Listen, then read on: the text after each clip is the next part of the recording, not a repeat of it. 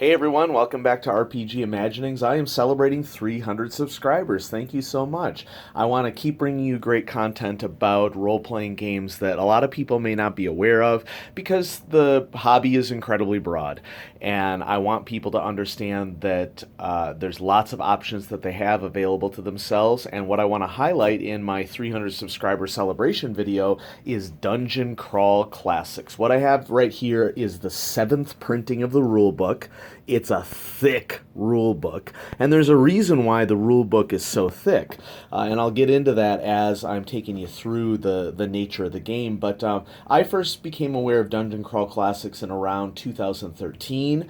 The game was first conceived around 2010, started being playtested I think in 2011, 2010 through 2012, and it was published by Goodman Games and has been around for a while, but a lot of people just don't know about it.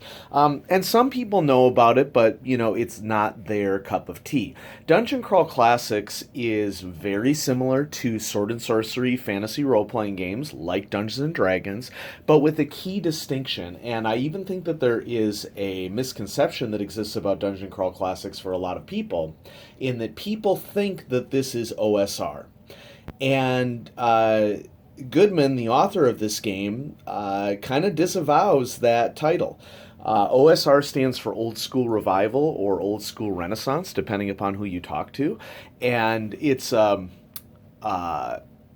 should I describe it? It's a undertaking that has been happening over the last couple of years as a reaction in the community to the prevalence of 3.5 and very mechanics heavy games like 3.5 and Pathfinder. If that's your cup of tea, more power to you. For many of us, that isn't our cup of tea, and there are reasons for that. The chiefest of which is that games that are heavy on mechanics tend to attract players that the mechanics are the most important thing to them, and there's not anything inherently wrong with that, but for some of us it kind of can get in the way of the role-playing and the fun and the storytelling. You've probably heard of names that have been given to role players, power gamers, min-maxers, players that sort of put the mechanics above all else. And I've played with a lot of great people over the years, and I know min-maxers. And I know people who min-max who still do a great job with role-playing and keeping a game fun. But there are also people who min-max that don't keep games fun.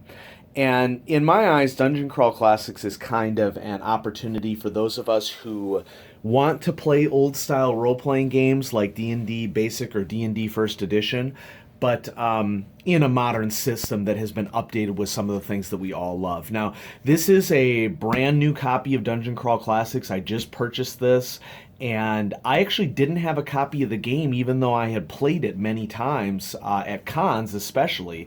And I figured, you know what, I love this game. It's probably time to get a rule book. And so I noticed that they had a softcover version of it, and so I went ahead and bit. One of the things that really struck me when I opened the book right off the bat is that there is a little sticker here that gives you a code for downloading free PDF of the rule book. And sorry, don't bother. I already downloaded it for myself so that I could consult it and maybe have it for adventure running purposes. But the other thing that Dungeon Crawl Classics does really well is the artwork in it is just absolutely amazing. Yeah, this is a really thick rule book, but you're getting a really thick rule book that is just fun to look at and to read. And the art styles vary tremendously. If you are looking for consistency in your art style, this isn't the book for you. But if you're looking for just a lot of really cool, fun stuff to look at, Dungeon Crawl Classics is awesome for that.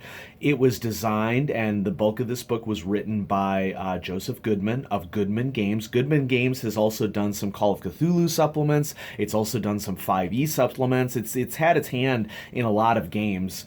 The Age of Cthulhu series for Goodman Games, many of them written by Call of Cthulhu's own John Hook. That would be an example. There's one writer and designer that I want to highlight here while I'm talking about Dungeon Crawl Classics, though, and that is Harley Stroh. I have had the awesome privilege of having been GM'd by Harley on several occasions at Tacticon in Denver. And there were several years in a row where part of the reason why we went is so that we would sign up for Harley's games, and because we knew they were going to be a great time. And so, Harley, if you're out there, I'm going to try to link you on Twitter when I post this. We really enjoyed your games while you were playtesting various aspects of DCC at Tacticon.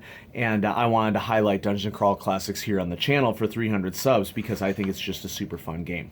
This 7th printing of the game comes with stuff that isn't in the earlier printings, like full color photos of DCC being playtested and run at different cons. Here's a full-color art display honoring one of the key artists and where his art. He passed away in 2011, and apparently he did some art for TSR as well. And so there's this highlight page. And then, it's divided up into different chapters. Now, I'm not going to do an overview of the whole game. I'm just highlighting it here on the channel just really to increase your awareness. I encourage you to go check it out yourselves. But there are a couple things that I want to highlight here, like this page right here begins with "Abandon all presumptions, ye who enter here. Turn the pages of this tome only should you meet these qualifications. The first, that you are a fantasy enthusiast of imaginative mind familiar with the customs of role-playing. The second, that you are in possession of the implements of role-playing, and it highlights the fact that the game sometimes uses some unconventional die combinations like D3, D5, D7, etc. The third, that you understand and appreciate certain visual hieroglyphics derived from denizens of the higher planes. This is a reference to the artists. That you should be appreciative of a life of fantastic adventure and escapades, and acknowledging that a dungeon crawl facilitates the judging of a game focused thereon, but in no way excludes broader adventures in the wilderness, at court, on the outer planes, or on the sea, air, or other places. That you apprehend the fantasy pandect recorded in Appendix N with reverence and delight, acknowledging its defining place in creating this hobby. And that's what I want to get at here. This Appendix N reference here is a reference to one of the earlier versions of D&D in which Gary Gygax and Dave Arneson had collected some of their inspirational reading that had encouraged them to create Dungeons & Dragons. When Goodman went out to create Dungeon Crawl Classics, he disavows that this is OSR. He considered this more to be a proto-game. A pre-Dungeons & Dragons game that was getting at what Gygax was originally trying to get at when Dungeons & Dragons was designed. There's some information here about what makes this game a little bit different. The core mechanic is D20. There's some basic things that are key features of DCC, like there are no prestige classes, tax of opportunity, feats, skill points.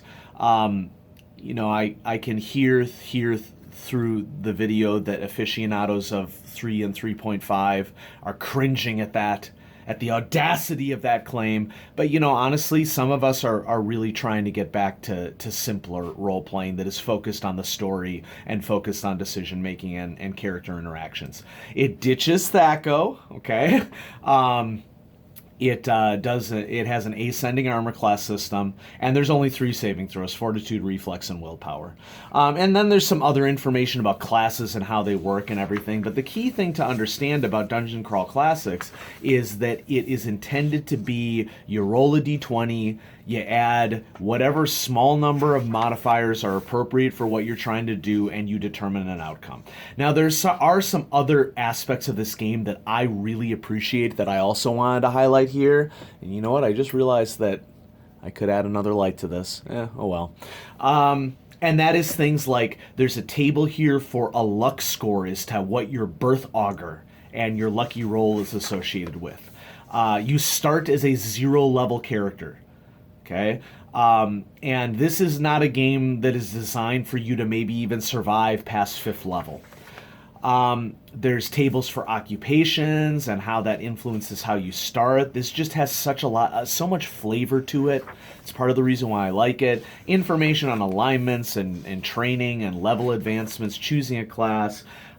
Races and classes in this game are not the same thing. You are either a cleric or an elf. And so if we go through the classes here, you can see we have cleric, including the gods that they might worship. I mean, just look at this. That's just fun. I love it. Thief.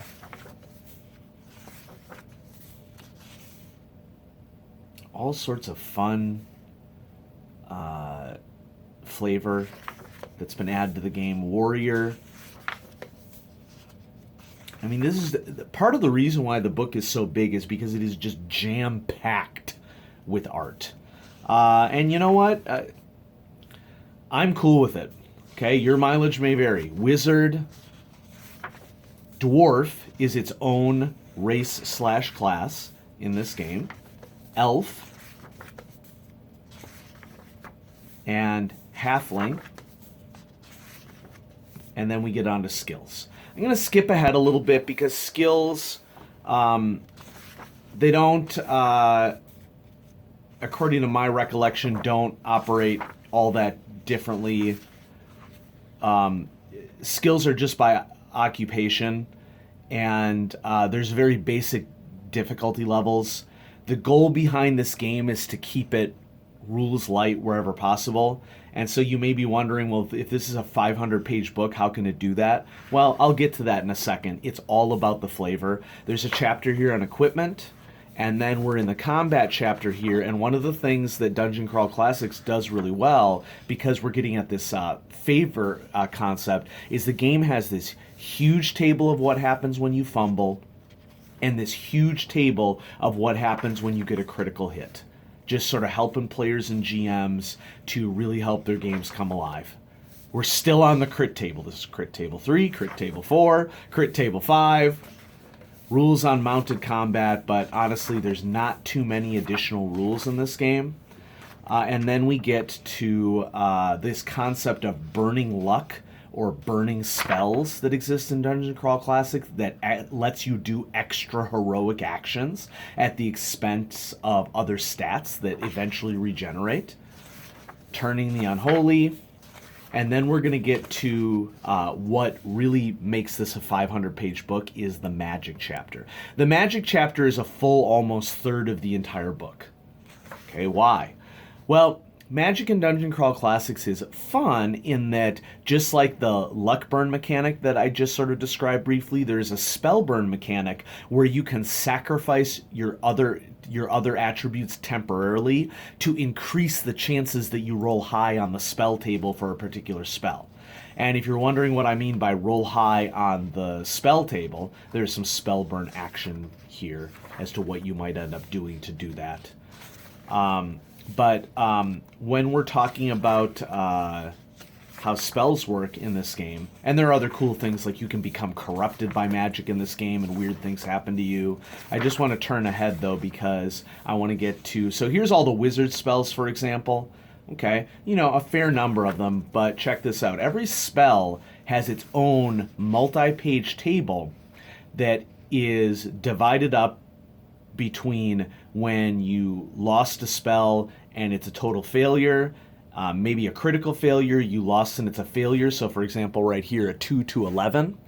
And then the numbers just keep increasing depending upon how your spell check is, and that influences the strength of effect that you have. So I'm going to get to a familiar spell here. Maybe let's go to Magic Missile, if I can find it.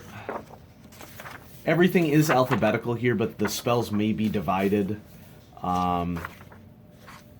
in a way that I'm not familiar with here. It looks like that's really what's going on here. Here we go, level 2 wizard spells.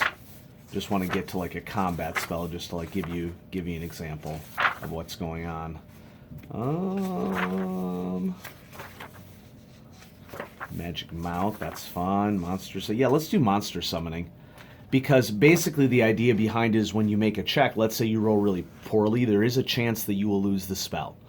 But this first success here, the caster summons one monster of 1 hit dice or less. The monster remains for up to 1 hour, as long as it remains in the pentacle, though it hungers, thirsts, and rests as normal, etc., etc., etc. Let's say you roll really well. Let's say you roll 34 plus. With a reduced casting time of only a single round, the caster summons 16 1-hit dice monsters, 8 2-hit dice monsters, 4 4-hit dice monsters, 2 8-hit dice monsters, or 1 16-hit dice monster. The monsters remain for up to 24 hours, etc., etc., etc. you could roll high as a low-level character. Magic is really volatile in this game, and that's one of the things that I appreciated. Now I'm going to turn ahead. We're at Cleric Spells now, and we're on page about 300, okay? And now finally we're at the next chapter. So that was, like a 100-plus page chapter. That's part of the reason why the book is so long as well. There's a section here on quests and journeys, some of the deities that are involved and the spells associated with them, some NPCs that you could throw into games, potions and magic items, treasure, and then there's a monster. There's a, gosh, what word am I looking for? I want to say Monster Manual, but obviously this is a different game. And Grimoire isn't right because that would be spells. But there's a monster codex here that you can use for the game, and some basic NPCs. And then a key thing here, because here's the Appendix L languages. The appendices do start at A, but Appendix N here is really what the idea is behind Dungeon Crawl Classics. These are all examples of inspirational reading that were on Gary Gygax and Dave Arneson's inspirational reading list. And I have a lot of these books, okay? There's like a lot of Lovecraft in here, The Coming of Conan the Cimmerian. This is a lot of fantasy literature that has inspired me as a role player as well.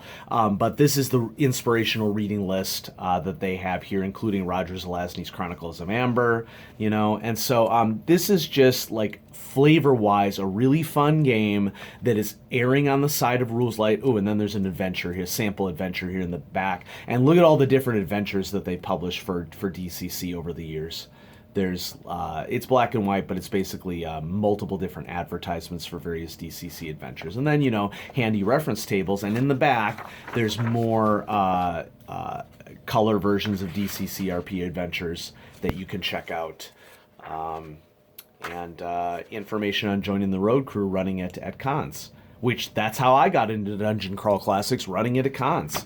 And so this is a 500-page book that retails for $25. I guarantee you that Goodman is not making a ton of money off of these books, and that he's doing it for the love of the game. Because this is, a 500-page book. It clocks in at 504 pages. This is the softcover version for $24.99. That reminds me a lot, of course, of Savage Worlds. And the Savage Worlds Explorers Edition, you get a full-color glossy book for $10 is the retail price for it.